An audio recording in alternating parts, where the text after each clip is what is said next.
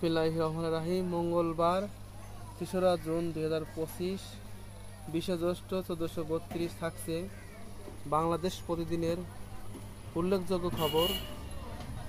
নতুন বাংলাদেশে পুরনো বাজেট। আপনারা দেখতেই পাচ্ছেন নতুন বাংলাদেশের পুরনো বাজেট এবং মোট আকার ৭,৮৯,৯৫৮, রাজস্ব আয় ৫,৬৪,০০০ কোটি এবং অনুন্নত ব্যয় ৪,০৭৬,৯০০ কোটি। এডিপি ২,৩০,০০০ কোটি, ২,৩০,০০০ এবং ঘাটতি ২,২,২,৬০,০০০ কোটি। অভ্যন্তরীণ ঋণ ১,২১,০০০ কোটি, বৈদেশিক ঋণ ১,৩৫,০০০ কোটি। মূল্যস্ফীতি ৬.৫ এবং বাজেট ২০২৫-২৬ বিপুল পাচার অর্থ ফেরানোর রোডম্যাপ নেই।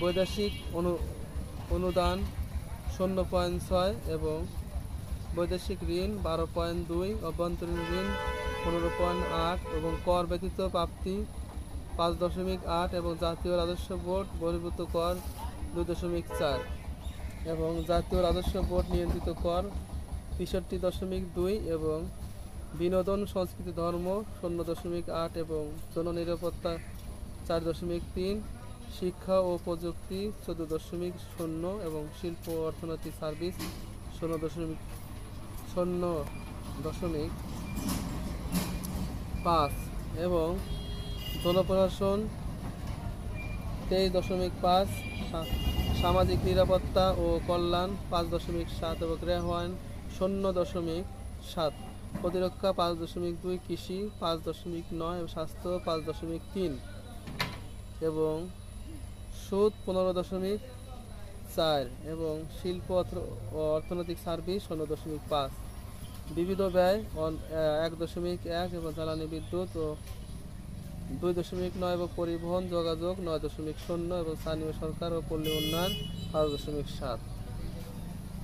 খাতভিত্তিক সম্পদ ও বিভাজন, ভর্তুকি ও প্রণোদনা এবং পেনশন সহ।